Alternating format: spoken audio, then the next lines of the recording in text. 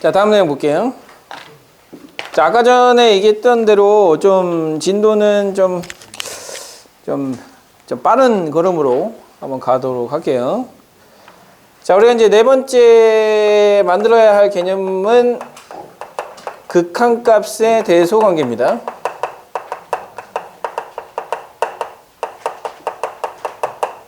자, 극한값의 대소관계.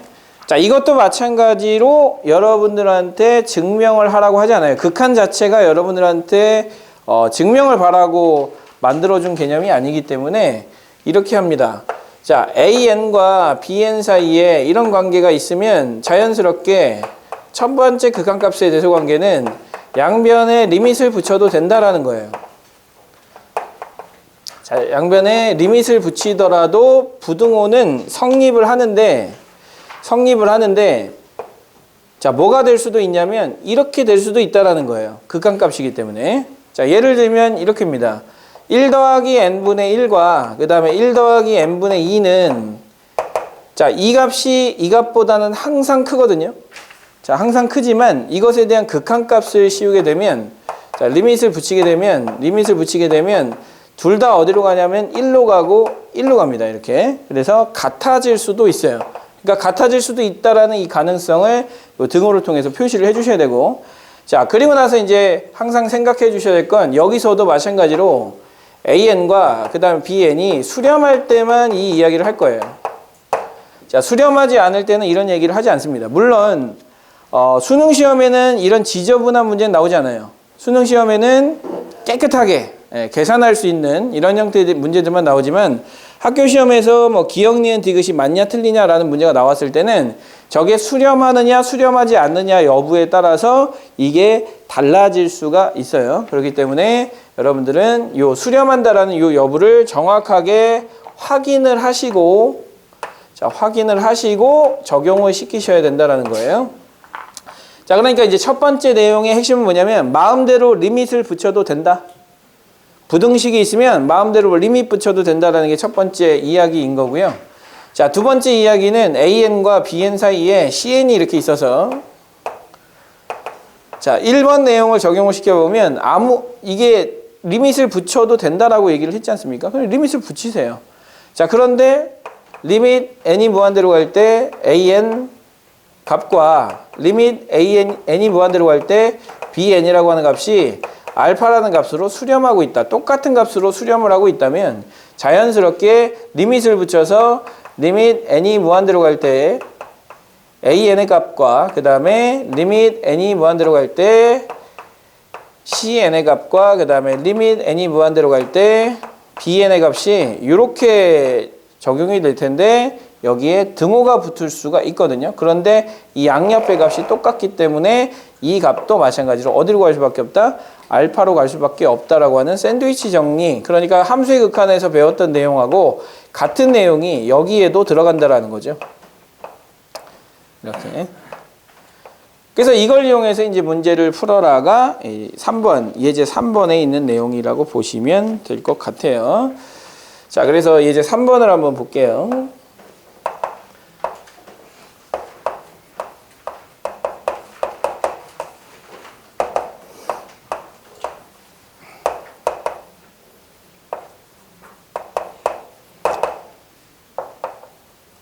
자, 구하고자 하는 값은 n이 무한대로 갈 때 n분의 an을 구하라고 했고요. 전부 다 양수라고 했기 때문에 자, 양수일 때는 자, 부등호가 저렇게 있어요. 자, 부등호가 저렇게 있을 때 양수면 얘를 제곱을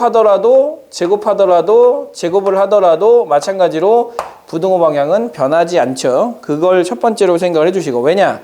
우리가 구하고자 하는 게 an이 루트가 씌워져 있는 모양이 아니기 때문에 루트 밖으로 만들어 주셔야 되는 거고요. 자, 얘를 제곱을 해주면 9n제곱 플러스 4가 되고, 그 다음에 얘는 n 곱하기 an이 되고, 그 다음에 9n제곱 플러스 12n 플러스 4가 되겠죠. 자, 그런데 우리가 구하고자 하는 건 n분의 an이기 때문에 세 변을 n제곱으로 나눠주셔야지만 n분의 an이 나오죠. 그래서 n제곱으로 나눠주세요. 자, n제곱으로 나눠주세요. 자, n제곱으로 나누더라도 n이 어차피 자연수이기 때문에 양수로 나누는 거니까 부등호 방향 변화 없고요. 자, 약분해 주시면 이렇게 되고요. n분의 am만 남았어요. 자, 여기에다가 리밋 n이 무한대로 간다를 붙여도, 리밋 n이 무한대로 간다를 붙여도, 리밋 n이 무한대로 간다를 붙여도 이 부등호는 여전히 유지가 되는데 같아질 수도 있기 때문에 등호를 써주시는데 요거의 극한값을 계산을 하면 9가 나오고 요거의 극한값을 계산해도 마찬가지로 9가 나오기 때문에 여기 있는 이 극한값도 마찬가지로 어디로 간다? 9로 갈 수밖에 없다. 그래서 답은 9다라고 이렇게 써주시는 게 극한값의 대소관계를 사용하는 문제라고 보시면 됩니다. 자, 그냥 단순하게 이렇게 나오면 굉장히 쉽고요. 요거를 좀 어렵게 출제를 할 수도 있어요. 어렵게 출제를 할 수도 있는데 뭐 이렇게 출제를 할 수도 있겠죠.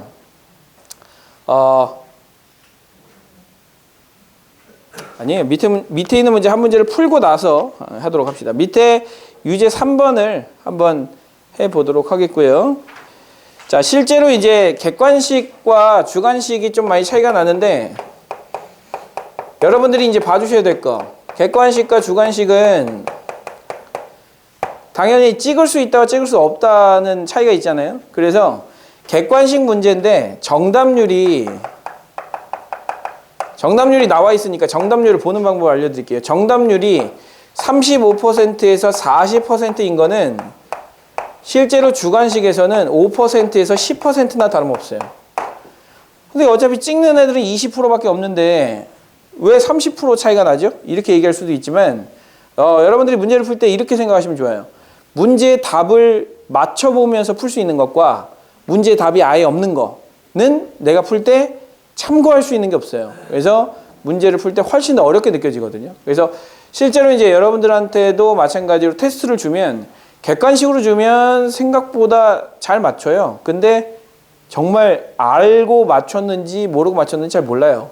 그리고 대충 끼워 맞추다 보면 그 답 비슷한 거를 쓸 수가 있기 때문에 일단 이렇게 생각해 주시면 돼요. 그래서 정답률이 일반적으로 객관식 같은 경우는 35%에서 40%가 어마어마하게 어려운 문제라고 보시면 돼요. 거의 난이도 상이라고 보시면, 최상이라고 보시면 되겠죠.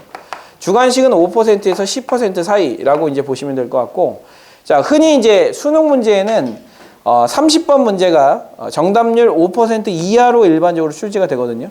그래서 조금 어려울 때는 정답률 1%였을 때도 있고, 조금 쉬웠을 때는 정답률 4, 5% 정도 되는 경우가 있어요. 그래서 정답률 4, 5%라는 건 말 그대로 이과 상위 5%만 풀 수 있다라는 얘기거든요. 근데 그 이과 상위 5%가 재학생뿐만이 아니라 재수생까지 다 합쳐서 상위 5%니까 뭐 선생님이 작년 재작년에 가르치던 친구 중에는 한양대를 다니고 있었으나 의대를 가기 위해서 재수하는 친구, 한양대를 다니고 있는데 이미 뭐 수학 과외도 많이 하고 있는 친구인데 의대를 가기 위해서 다시 온 친구, 뭐 고대를 다니는데 다시 온 친구, 중앙대를 다니고 있는데 다시 오는 친구들이 많단 말이죠. 그러니까 그 의대라고 하는 어떤 그 좀 특이 케이스잖아요. 입학과 동시에 직업이 딱 결정이 되는. 근데 지금과 같은 세상에 입학을 함과 동시에 직업이 결정된다면 마음이 엄청 편하잖아요. 그 안에서 아무리 힘들어도 돼요.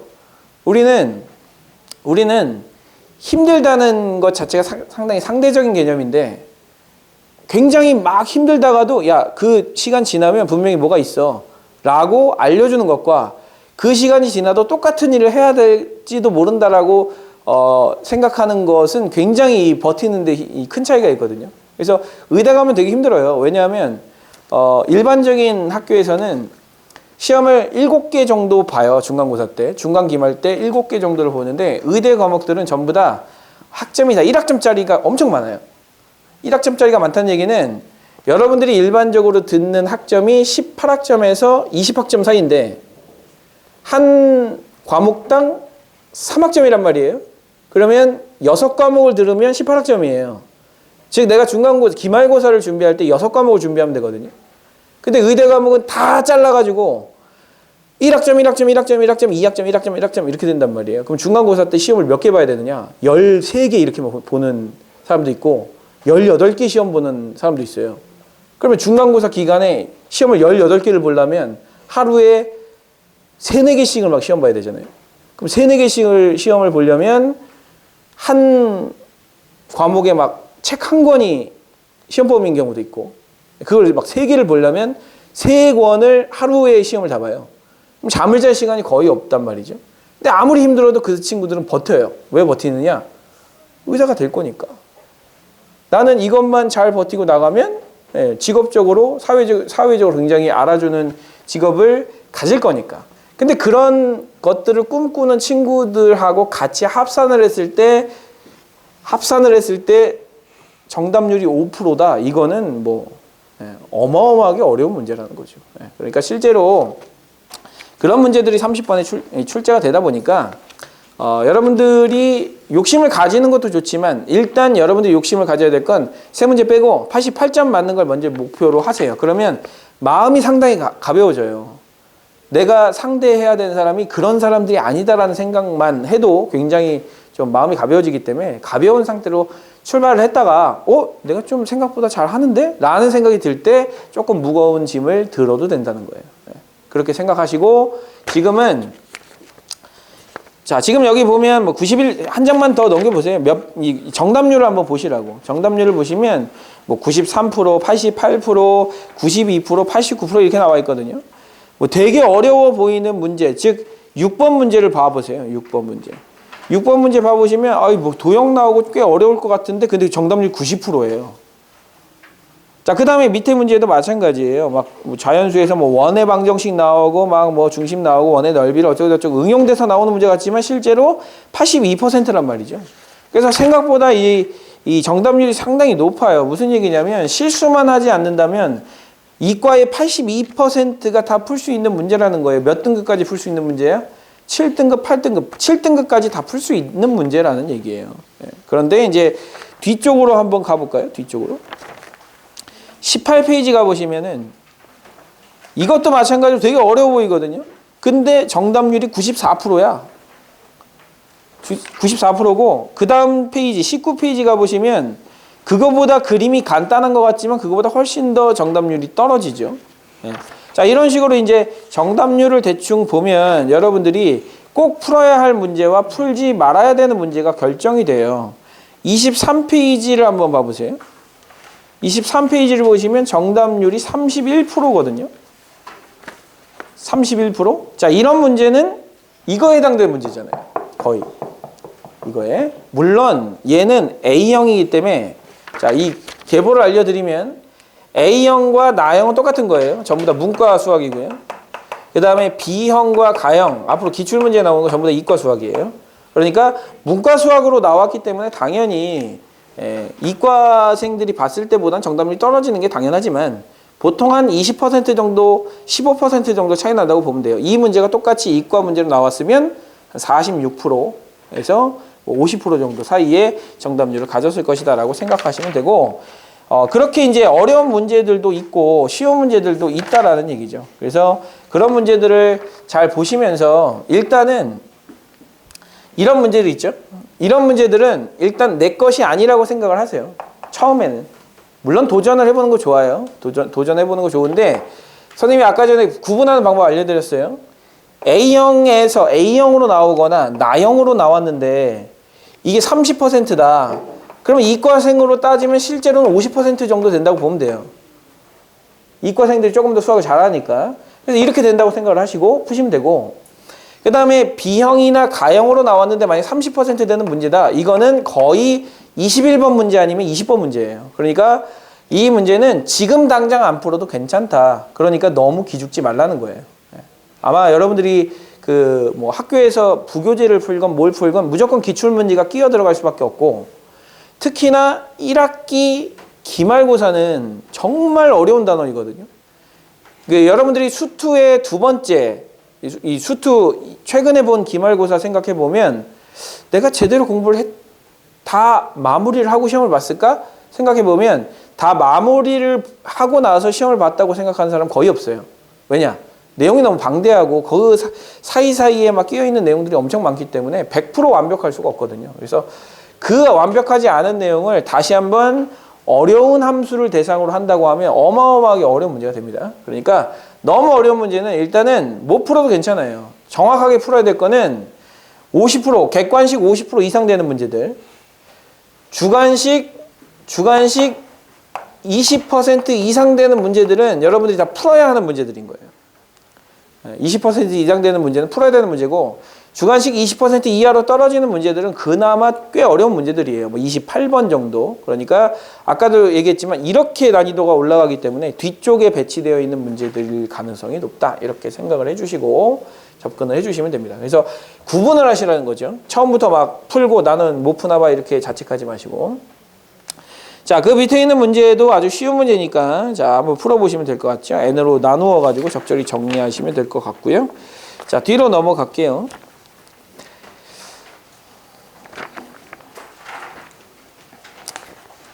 자, 다음.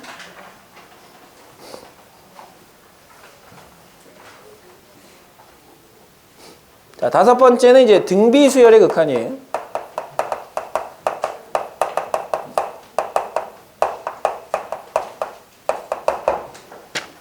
자, 등비수열의 극한.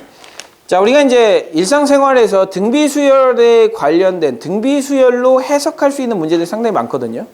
일정한 비율로 계속 증가를 하거나 일정한 비율로 계속 감소를 하는 건 전부 다 등비수열로 해석이 되고요.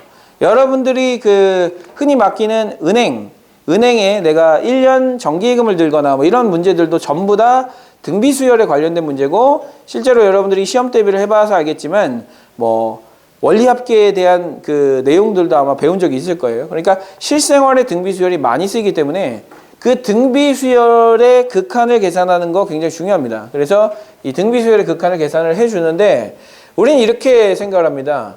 자, 우리가 등비수열이라고 하면 AN을 어떻게 쓰느냐면 A 곱하기 R의 N-1제곱. 자, 얘를 초항. 그 다음에 얘를 공비라고 부르거든요. 그러면 이제 이게 발산할 때와 수렴할 때를 여러분들이 생각을 해주셔야 되는데, 여러분들이 등비수열 한번 생각해 보세요. 1, 2, 4, 8 이런 수열들은 당연히 한없이 항이 커지게 되면 한없이 큰 값으로 발산하겠죠. 그 다음에 마찬가지로 마이너스 1, 1, 마이너스 1, 1 이런 수열도 하나의 값으로 가지 않기 때문에 한없이 발산을 한단 말이에요. 그런데 초항이 다 0이 돼버리면 뒤에 어떤 값을 곱하든지 간에 항상 0이기 때문에 얘는 당연히 수렴해요. 즉 초항이 0이면 그냥 수렴해. 0으로 수렴하는 거예요. 자, 그런데 16으로 시작해서 8, 그 다음에 4, 그 다음에 2, 그 다음에 1, 그 다음에 2분의 1, 그 다음에 4분의 1 이렇게 가는 수열도 마찬가지로 한없이 0으로 가까이 가거든요. 수렴한단 말이에요. 그 다음에 초항이 1이고 공비가 1인 이런 수열들도 마찬가지로 계속해서 1로 1이 이미 됐으니까 1로 수렴한다라고 얘기를 하는 거죠. 자, 이런 경우를 우리는 등비수열이 수렴한다라고 얘기하는 것이고, 등비수열이 수렴한다. 어디로 수렴한다? 0으로 수렴한다. 0으로 수렴한다. 1로 수렴한다. 그럼 이 경우를 한번 생각해 보라는 거죠. 얘는 초항이 0인 경우고요. 얘는 곱하는 이 공비가 1보다 작은 값을 곱했기 때문에 점점 작아지는 거예요. 1보다 작다는 작아진다는 얘기거든요. 1보다 작은 값을 곱했다, 작아진다라는 뜻이에요. 그리고 여기에 마이너스가 붙어도 마찬가지죠. 그럼 마이너스 2분의 1을 계속 곱하는 것이 되니까 이 경우에도 마찬가지로 0으로 가까이 가게 되거든요. 즉, 이 공비가 마이너스 1보다는 크고 1보다 작을 때도 마찬가지로 수렴할 수가 있고요. 0으로. 그 다음에 공비가 1인 경우에도 수렴할 수가 있어요. 이 세 가지를 불러 뭐라고 얘기하냐면 등비수열이 수렴한다라고 얘기하는 거예요. 등비수열이 수렴을 하려면 이런 조건들을 가지고 있어야 된다. 그래서 얘를 등비수열의 수렴 조건이라고 부르는 거죠. 그래서 우리는 이제 등비수열의 극한을 생각을 할 때 초항이 0인 경우는 거의 드물어요. 얘는 아마 내신 시험에만 나오고 수능 시험에는 거의 나오지 않기 때문에 수능 시험에서는 아예 얘를 다루지 않는 경우도 있어요. 하지만 여러분들의 1차적 목표는 내신 시험이기 때문에 초항이 0인 경우와 그 다음에 공비가 이 경우와 이 경우인 경우에 이 등비수열이 한없이 무한대로 갈 때, 한없이 항이 커질 때 수렴할 수 있다라고 생각해 주시고, 얘를 등비수열의 수렴 조건이라고 얘기를 합니다. 그래서 등비수열의 수렴 조건은 A가 0이거나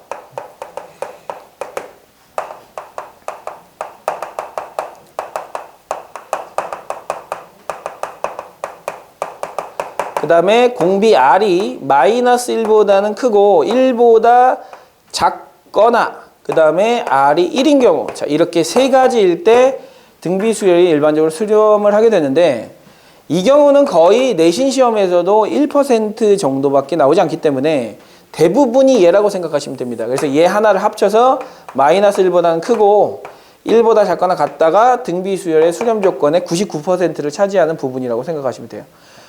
초항이 0인 경우는 거의 드물게 나온다라고 얘기했으니까 자, 그렇게 생각을 해주시고 자 그러면 이 수렴할 조건을 먼저 찾으신 다음에 그리고 나서 여러분들은 등비 수열의 극한을 계산을 하게 됐는데 어떻게 계산을 하느냐 지금 이 경우에 대해서는 보세요 1보다 작은 값 그리고 마이너스 1보다 큰 값을 계속해서 곱해 나가면 점점 어디로 가까이 가느냐 지수함수를 여러분들이 배워서 알겠지만 0으로 한없이 가까이 가거든요. 그래서 여러분들은 이렇게 생각하는 거죠. 리밋 n이 무한대로 갈 때 R의 n제곱을 계산을 할 때 자, R의 값에 따라서 얘는 수렴하는 값이 달라질 거다. 그래서 계산하는 계산법이라고 보시면 됩니다. 자, 어떻게 나누느냐? R이 1보다 크거나 R이 마이너스 1보다 작으면 발산해요. 무한대로 가거나 아니면 플러스 마이너스 무한대로 왔다 갔다 하는 이런 형태로 발산을 하게 되고 R이 1보다 마이너스 1보다 크고 1보다 작을 때는 0으로 수렴하게 되는 거죠. 0으로. 1보다 작은 값들 계속해서 곱해 나가는 거니까.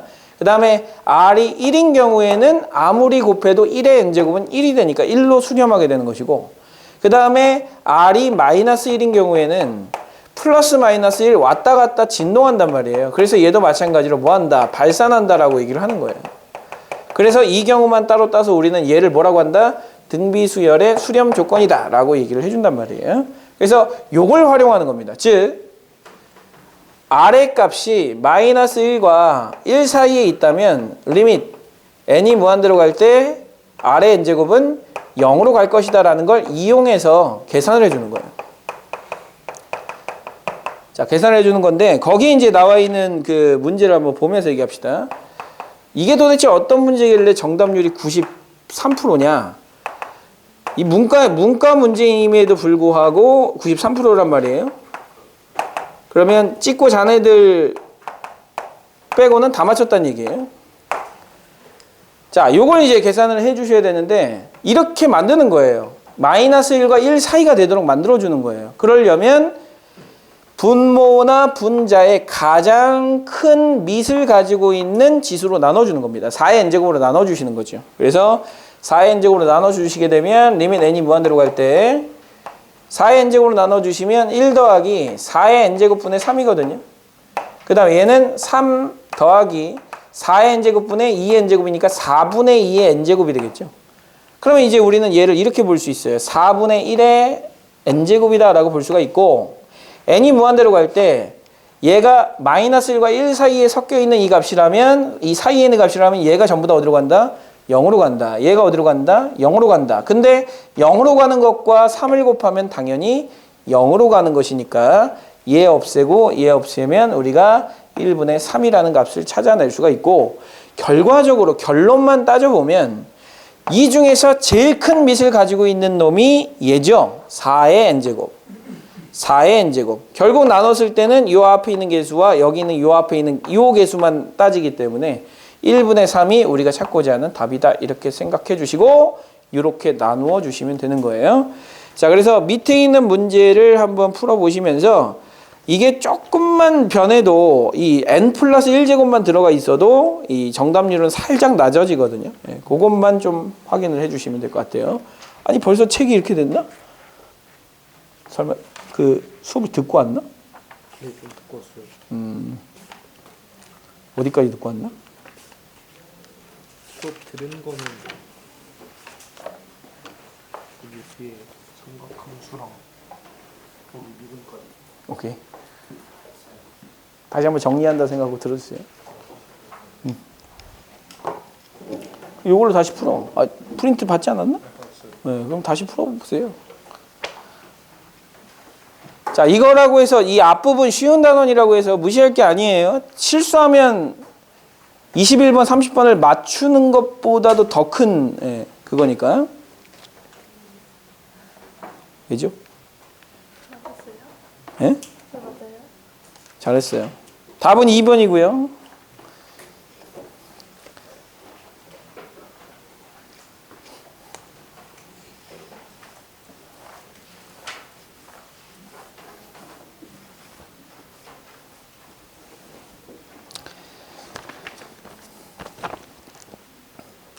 자, 다음 내용도 이제 좀 비슷한데 여러분들이 그 수원의 등비수열의 합공식 기억하고 계셔야 되죠. 자, 등비수열의 합공식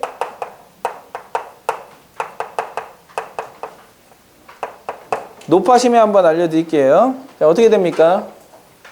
R-1분의 A의 R의 N제곱 마이너스 1 또는 1-R분의 A의 1-R의 N제곱.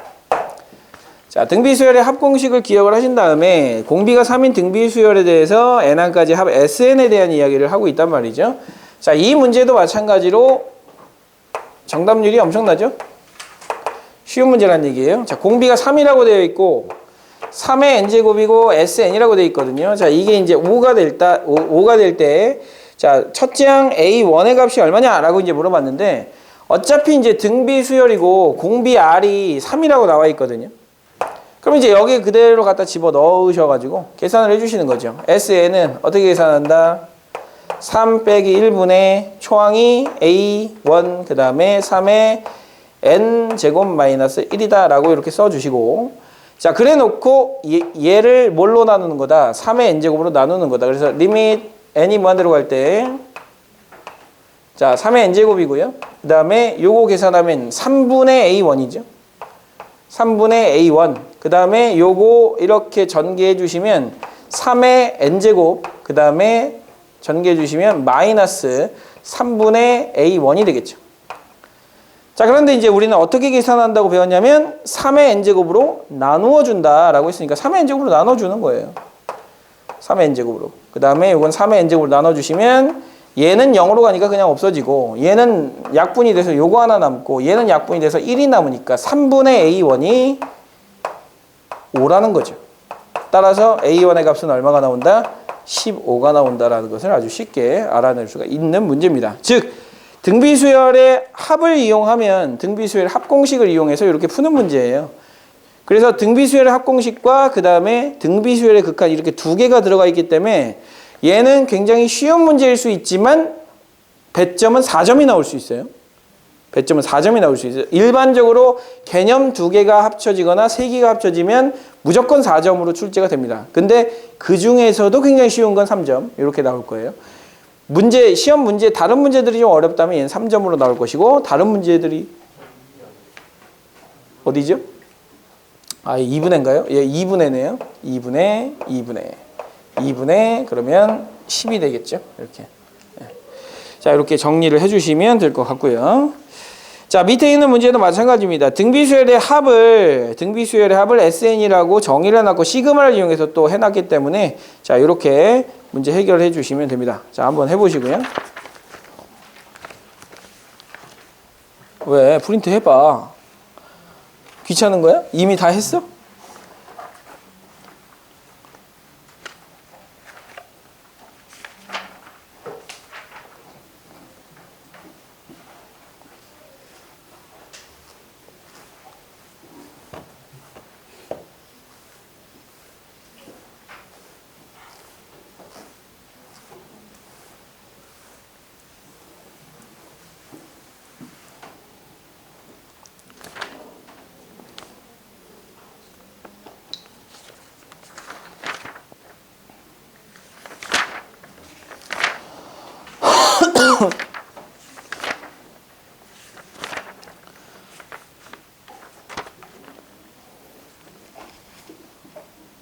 가리지 말고 해봐야지.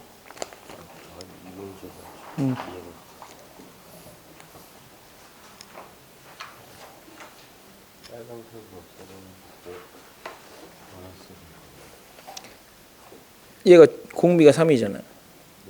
조항을 알아볼라 모르지. 그러면은 이 SN을 어떻게 표현할 거야?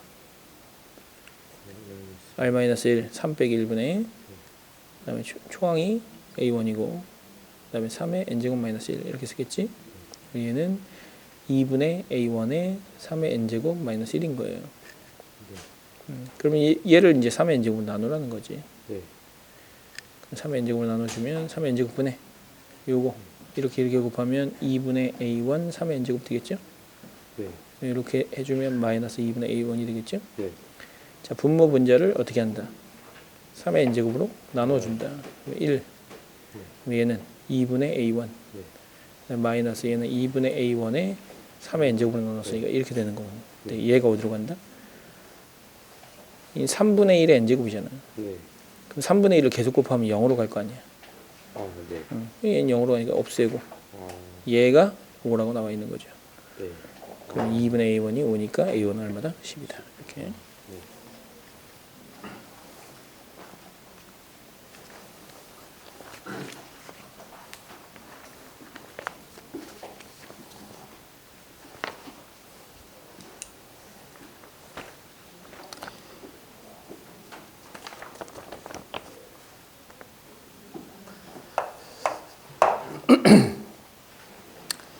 자, 다음 문제 볼게요.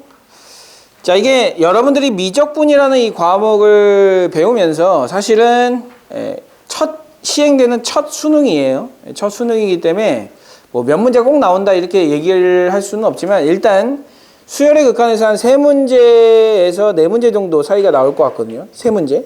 그럼 3문제가 나오게 된다면 앞에서 계산했던 것처럼 아주 기본적인 계산 문제 하나 나올 것 같고 그 다음에 이 수열의 극한에 대한 어떤 성질을 이용하는 문제 나올 것 같고 그 다음에 급수가 하나 나오게 될 거예요. 그래서 그 문제는 조금 차이가 있을 수 있지만 급수가 나오면 여기는 활용 문제가 안 나올 것이고 지금 우리가 하려고 하는 이 극한의 활용 문제를 하면 급수가 안 나올 거예요. 뒤에 있는 급수 도형이 엄청나게 많이 나와 있는 내용들이 있거든요. 근데 여러분들이 일반적으로 그 도형 내용은 조금 어려워하는 경향이 좀 있어요.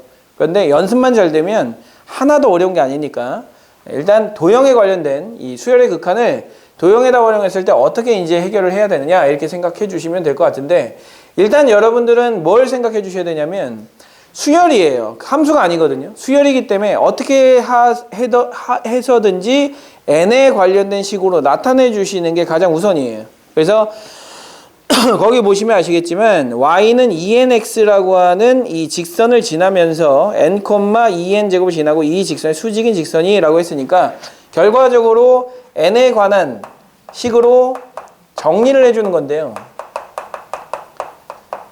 자, 이 n에 관한 식으로 정리한다라는 게 이 비단 여기에서만 나오는 게 아니기 때문에 우리가 n에 대한 식으로 정리를 하고 뭐 t가 나와 있다면 t에 대한 식으로 정리하는 것이 일상화되어 있는 일이라고 생각하는 거거든요. 그래서 수열의 극한을 배웠으면 을에 뭐 이런 부분에도 적용할 수 있어야지 라고 생각을 하고 문제를 출제를 하는 겁니다. 그러면 이제 여기에 y는 2nx 가 있고요. 여기 위에 있는 이 직선 위에 있는 점도 아주 친절하게 주고 있기 때문에 이 문제는 어려운 문제가 아닌 거예요. 자, 이 직선 위를 움직이는 점에 대해서라고 얘기를 했으면 조금 더 어려운 상황이 되겠지만 아예 이렇게 줬단 말이죠. 그래 놓고 여기에 수선을 그어가지고 수직인 직선을 그어가지고 PQ, OQ의 길이 자, 여기는 요 점을 Q라고 해놓고 자, OQ의 길이를 구하여라 라고 했으니까 결국 Q의 좌표만 구하면 OQ의 길이를 구할 수가 있겠죠. 그래서 우리는 식을 세우는 겁니다. 요 직선의 방정식을 요 점을 지나면서 여기에 수직이어야 하니까 기울기는 y는 마이너스 2n분의 1이 돼야 될 것이고요. 그 다음에 n, 2n 제곱을 지나가고 있으니까 이렇게 써주시면 되겠죠. 자, 이렇게 써주고 나서 요 좌표를 찾는 거니까 요 좌표 찾으려면 y에다 0을 대입하면 되겠죠. 자, y에다 0을 대입해 주시면 0은 마이너스 2n분의 1, x 마이너스 n, 그 다음에 플러스 2n 제곱이 되는 거고요. 자, 양쪽에 2n을 곱해서 정리를 해줍시다. 그러면 0은 마이너스 x 마이너스 n이 되고 2n을 곱해주면 플러스 4n 제곱, 4n 세제곱이 되겠죠. 자, 이거 이쪽으로 넘겨주면 x 마이너스 n은 4n 세제곱이 되기 때문에 따라서 x는 얼마가 되냐면 4n 세제곱 플러스 n이 됩니다. 이렇게. 그럼 이 좌표가 4n 세제곱 플러스 n이 되기 때문에 이 길이는 얼마냐? 얘죠. 예. 그래서 자, n 세제곱분의 ln의 길이를 구하라 그랬으니까 n이 무한대로 갈 때 자, n 세제곱분의 자, ln 자, 4n 세제곱 플러스 n을 갖다 써주시면 자연스럽게 4라고 하는 정답을 찾아낼 수가 있을 거예요. 그래서 정답은 4번이 되는 것이고 자, 밑에 있는 문제도 어려운 문제는 아니거든요. 그래서 밑에 있는 문제도 한번 해보시면 좋을 것 같아요.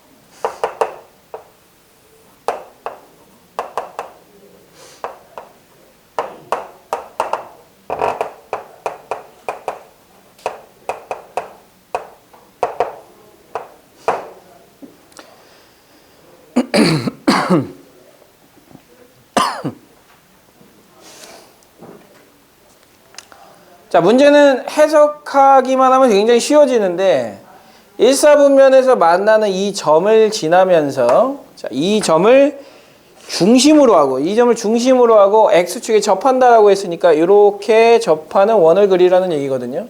자, 이렇게 접하는 원을 그려라. 자, 이렇게 접하는 원을 그리게 되면 자연스럽게 이 점에 y 좌표가 바로 반지름이 된다라는 생각을 바로 할 수 있겠죠. 그래서 그림을 그려놓고 y좌표를 찾는 것이다 라고 생각해 주시면 됩니다. 따르면 이제 간단하게 요거하고 요거가 같아져야 되니까 y 대신에 얘를 갖다 집어넣어 가지고 x제곱 더하기 자 n분의 1x의 전체 제곱은 얼마다? n제곱이다 라고 써주시고요. 자 x제곱 더하기 n제곱분의 1 그 다음에 x제곱은 n제곱이다 라고 써주신 다음에 x제곱으로 끄집어내면 1 플러스 n제곱분의 1이 되는 것이고 따라서 우리가 구하려고 하는 값은 x는 이거 이쪽으로 곱해 주셔야 되겠죠. 자 이거 이렇게 해볼게요. n제곱분의 n제곱 더하기 1이거든요. 그럼 얘를 뒤집어서 곱해 줘야 되니까 뒤집어서 곱해 주시면 n제곱 플러스 1분의 n제곱을 뒤집어서 곱해 주면 n 4제곱이 되거든요. 이렇게. 자 그때 x값이 이렇게 나오는 거예요. 자, x값이 이렇게 나오는데 문제는 y값을 구해야 되거든요. 이 원의 넓이를 구하라고 했기 때문에 자, y좌표가 반지름이에요. 그러면 y좌표의 제곱에 파이를 붙여야 되는 거거든요. 그래서 x좌표가 이렇게 나왔어요.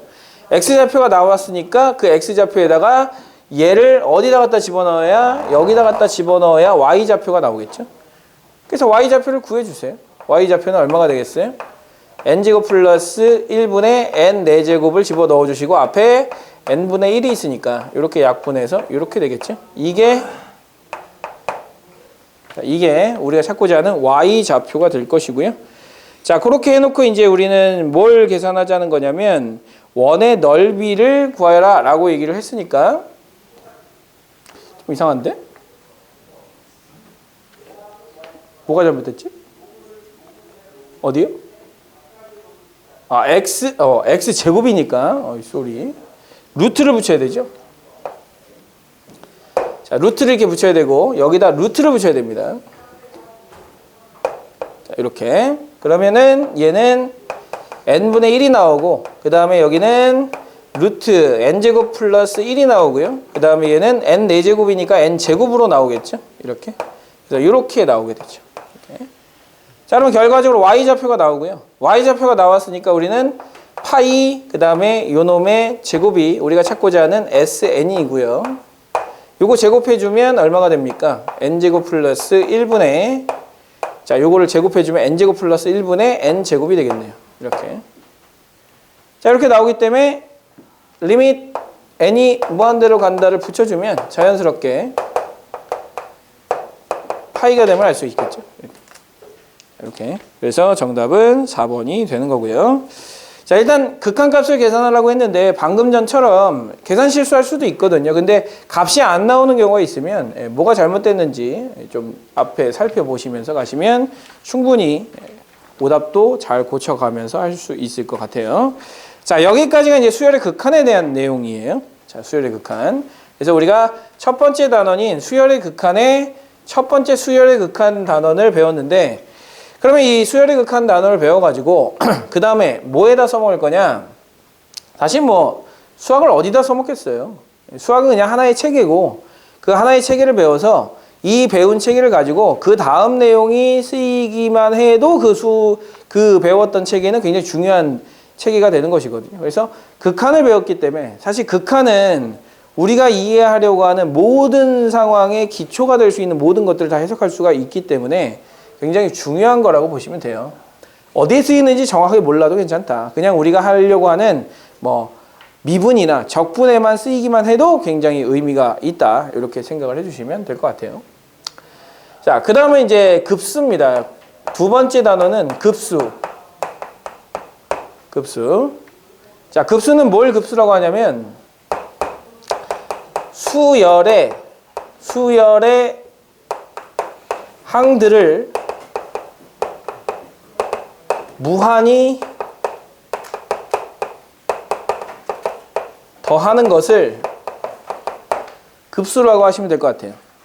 자, 이게 급수기 때문에 이거를 이제 그대로 표현을 해주셔야 되는데, 첫 번째, 그러면 그거 표현을 하고 어떻게 급수라고 약속을 할 거냐. 정의부터 살펴볼 건데, 자, A1부터 시작해서 A1 더하기 A2 더하기 A3 더하기 땡땡땡땡땡땡. 자, 계속해서 더해가는 거. 이거를 이제 급수라고 정의하는 거예요. 급수라고 정의해요. 그럼 이걸 어떻게 표현하느냐? 뭐 더하기를 한꺼번에 표현할 수 있는 방법은 시그마를 이용하는 거죠. 1항부터 무한히 더하는 거예요. 무한히 더하기 때문에 그 무한히 더한다라는 표현을 무한대라고 쓰실 거고 이렇게 쓴다라는 거죠. 이렇게. 그래서 급수는 이거 아니면 이게 급수예요. 자, 그런데 무한히 더해가는 걸 어떻게 계산을 할 수가 있느냐. 계산을 우리가 일반적으로 배운 걸로는 계산을 하기가 좀 그렇다. 어디로 가는지 계속 봐야 되는데 보기가 너무 힘들다. 그래서 우리는 여기 하나의 이론이 하나 들어갑니다. 물론 여러분들한테 약속하고 증명하고 뭐 이런 걸 뺀 이론을 하나 주는데, 어떤 이론을 주냐면 급수의 계산은 급수가 수렴한다면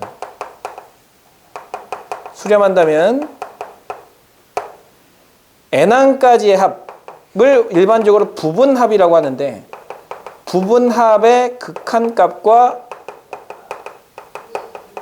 동일하다라고 하는 원리를 하나 알려줍니다. 여러분들이 증명을 하진 않지만 급수가 수렴한다면 부분합의 극한값과 동일하다. 즉 부분합은 일반적이에요. Sn을 부분합이라고 하기도 하고 뭐 Sn-3을 부분합이라고 하기도 해요. 일정한 그 n항이 포함되어 있는, 문자항이 포함되어 있는 항까지 합을 일반적으로 부분합이라고 하는데, 당연히 n항까지 합을 제일 많이 쓰겠죠. 왜냐하면 우리가 Sn을 구하는 방법을 많이 연습을 했으니까.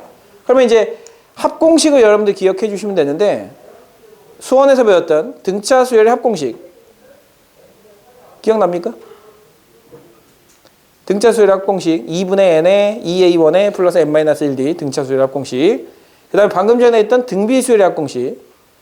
그 다음에 시그마를 이용한 k제곱, k세제곱 공식. 요 세 가지만 알면 n항까지의 합 SN을 구하는 건 크게 무리가 아니기 때문에 그거 세 개만 정확하게 기억을 해주신 다음에, 자, 이 원리가 성립한다라고 누군가 알려준 거예요. 그러니까 무한히 더하는 거를 생각하기 쉽지 않을 거 아니에요. 그래서 그거를 생각하기 쉽게 하기 위해서 이렇게 하자는 거죠. 부분합 SN을 구한 다음에 그것의 극한값을 구하면, 방금 전까지 극한값 구하는 연습을 했으니까 이 극한값이 바로 무한히 더하는 것과 동일한 결과가 된다. 근데 그 SN을 표현을 할 때 시그마를 이용해서 표현할 수도 있기 때문에 여기는 이 부분합을 K는 1부터 N까지 AK라고 쓰기도 해요. 이렇게. 그래서 우리는 이렇게 생각하면 돼요. 얘는 급수의 정의인 거고 얘는 급수를 계산하는 방법이라고 나누어서 생각을 해주시면 됩니다. 이렇게 된 건 급수의 정의, 이렇게 된 건 급수를 계산하는 방법. 근데 어차피 수렴한다면 얘나 똑같다. 그러니까 결국 얘를 계산하는 것보단 얘를 계산하는 게 훨씬 더 쉬워요. 자, 예를 하나 들어볼게요.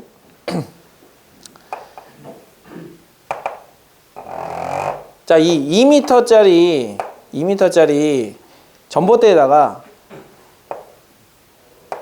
백모 씨가 여기다가 남은 영역의 절반씩을 계속해서 칠해 나가겠다라고 약속을 하고 하루에 절반씩, 남은 영역의 절반씩을 계속 칠해 나가고 있단 말이에요. 그럼 이제 처음에 칠할 때는 1m를 칠하겠죠. 다음에 칠할 때는 2분의 1m를 칠하겠죠. 그 다음 칠할 때는 4분의 1m를 칠하겠죠. 그 다음 칠할 때는 8분의 1m를 칠하겠죠. 자, 이런 식으로 계속 칠해 나가면 계속 한없이 뻗어 나가는 것은 아니고 이 2m에 한없이 가까워서 계속해서 이 부분이 채워질 거 아닙니까? 그러면 이 1 더하기 2분의 1 더하기 4분의 1 더하기 8분의 1 더하기 16분의 1 더하기 땡땡땡땡땡이 얘를 넘어가진 않으면서 계속해서 가까이 가니까 이거 더한 결과는 2로 가까이 갈 거야 라는 생각을 할 수 있단 말이죠. 그래서 이렇게 생각해 보자는 거예요. 1 더하기 2분의 1 더하기 4분의 1 더하기 8분의 1 더하기 16분의 1 더하기 땡땡땡땡땡 해서 무한히 더하면 이것은 어디로 한없이 가까이 갈 것이다? 2로 한없이 가까이 갈 것이다 라는 가설을 세울 수 있는데 그 가설이 정확하게 맞느냐는 이걸로 계산해서 확인을 하시라는 거예요. 자, 초항이 1이고 공비가 2분의 1인 등비 수열이 있단 말이에요. 그럼 SN을 구해보시는 거예요. SN은 1 빼기 2분의 1, 1-R분의 초항이 1이고 그 다음에 1-R에 N제곱을 하면 우리가 찾고자 하는 등비 수열의 합이 됩니다. 그러면 얘는 2분의 1분의니까 2의 1-2분의 1의 N제곱이 됩니다. 이게 SN이에요. 근데 이 SN을 구한 다음에 여기다가 리밋을 붙여보라고. 자, 여기다 리밋을 붙여보면 2의 1-2분의 1의 N제곱이 되기 때문에 아까 전에 배웠던 등비 수열의 극한을 이용해서 2분의 1의 N제곱에 N을 무한대로 보내면 얘가 0으로 간다는 사실을 방금 전에 배웠거든요. 그렇기 때문에 얘가 0으로 가고 1 빼기 0이니까 2 곱하기 1 빼기 0이니까 결국 얘는 2로 수렴할 거야 라는 걸 확인할 수가 있다는 거예요. 즉 그냥 어림잡아서 얘는 2로 갈 것 같은데 이게 아니라 정확하게 얼마로 갑니다라고 계산이 가능하다라는 거예요. 무한히 더하는 무한의 영역을 인간의 계산으로 할 수 있다는 거지. 그것만으로도 큰 의미가 있는 거예요. 무한히 무언가를 해야 되지만 그 무한히 하는 걸 다 보지 않고도 그 값이 어디로 가까이 가는지 그 값이 얼마인지 정확하게 계산해낼 수가 있다는 거죠. 그렇게 생각을 하시고 이렇게 계산을 하는 것이 뭐를 계산하는 거다? 급수를 계산하는 거다. 이렇게 생각해 주시고 이걸 먼저 구합니다. 즉 n항까지 합을 먼저 구하시고 거기에 리밋을 붙이면 그게 뭐다? 무한히 더하는 것이다. 이렇게 생각을 해주시고 자 그렇게 생각을 하신 다음에 7번을 한번 보도록 할게요. 자 일반적으로 급수를 막 계산하는 걸 이렇게 생각을 할 수도 있었지만 아마 정확하게 이렇게 그냥 어림잡아서 계산을 하는 방법을 이 극한, 방금 전에 우리가 연습했던 극한을 이용해서 계산한다 라는 이 사실을 정확하게 알고 있는 친구들은 많이 없어요. 근데 이걸 정확하게 알아야 돼. 왜냐? 뒤에 급수의 성질을 할 때 반드시 나오는 내용이기 때문에 그래요. 그래서 자, 요 내용을 반드시 익혀주시고 그리고 나서 이 예제 7번을 풀어보도록 할 거예요.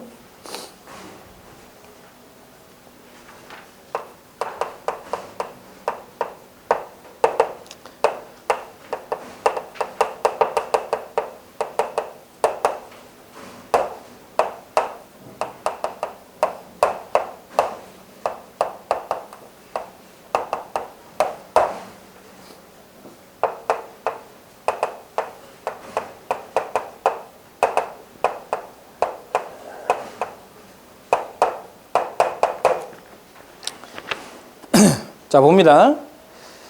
자, 등차 수열 AN에 대해서라고 얘기했기 때문에 공차가 중요해요. 자, 보시면 A4에서 A2를 뺐는데 A4에서 A2를 빼면 등차 수열은 공차를 더해가는 수열이기 때문에 더하기 D, 더하기 D, 그 다음에 더하기 D를 할 거기 때문에 여기서 얘를 빼면 2D가 나와야 되거든요. 그래서 2D가 4기 때문에 D는 얼마다? 2다. 이렇게 생각을 해주시고 자 이거에 대한 일반항을 먼저 찾아주시는 거예요. n 곱하기 a, n이라고 했으니까 그러면 얘를 이용해서 계산을 해주시면 a,n은 자 공차가 2인 경우에는 2n이라고 써주시면 되고 1을 집어넣었을 때 4가 나와야 되기 때문에 플러스 2라고 써주시면 되겠죠. 자 그래서 일반항을 구해요. 자 그래 놓고 집어넣는 거죠. 그러면 시그마 n은 1부터 무한대까지 n 곱하기 그 다음에 2n 플러스 2니까 2를 끄집어내고 n 플러스 1분의 2가 되거든요. 약분해 주시고요. 자 이걸 무한히 더해야 돼요. 즉 1 넣고 2 넣고 3 넣고 4 넣고 해서 전부 다 더하는 건 불가능한 일이에요. 예상도 못해요. 인간으로서는 불가능한 일이야. 그 불가능한 일을 이렇게 하면 가능해진다는 거예요. 리밋 n이 무한대로 갈 때 이 수열에 n항까지의 합만 구해서 즉 이걸 1부터 나열을 하면 1 곱하기 2분의 1, 2 곱하기 3분의 1, 3 곱하기 4분의 1 해서 무한히 더하라는 건데 이 무한히 더하는 걸 어디까지 끊어서? n항까지 끊어가지고 n 곱하기 n 플러스 1항까지를 끊어가지고 여기까지 더한 이 합의 극한값을 구하면 그게 바로 무한히 더하는 것과 동일한 값을 갖게 된다라는 거예요. 그래서 여기까지를 끊는 거야. 여기까지 끊는 식을 어떻게 쓰느냐? K는 1부터 N까지 이거를 K로 바꾸어서 쓰면, 자, 여기다가 1 넣어보세요. 쟤 나오죠? 2 넣어보세요. 쟤 나오죠? 3 넣어보세요. 얘 나오죠? N 넣어보세요. 얘 나오죠? 여기까지 합을 구한 다음에, 그리고 나서 거기에 극한값을 구한다. 그것의 극한을 구한다. 무한히 더하는 애매모호한 개념보다는 합의 극한을 구한다라고 하는 아주 정확한 개념으로 접근을 하자는 거예요. 근데 이 연결고리는 여러분들이 만든 게 아니야. 되겠지 이렇게 생각해서 만든 것도 아니에요. 이게 되는 것이 일반적으로 알려져 있으니까 사용해 라고 누군가 알려준 거란 말이에요. 그러니까 여러분들은 이거에 대해서 의문을 품을 필요는 없어요. 그냥 이걸 구할 때는 합의 극한을 구한다. 그것만 정확하게 이해를 하시는 거죠. 합의 극한을 구한다. 그래서 난 합을 구하겠다. 어디까지 합을 구하겠다? N항까지 합을 구하겠다인데, 자, 이거 합 구하는 방법을 여러분들이 배웠단 말이죠. 2차식 분의 1을 두 개로 나누어 가지고 부분분수 분해를 통해서 계산했던 거 기억나실 거예요. 그래서 얘를 시그마 K는 1부터 N까지 K의 K 플러스 1분의 1은 N까지 뒤에서 앞에 거 빼면 1분의 1이고요. K분의 1 빼기 K 플러스 1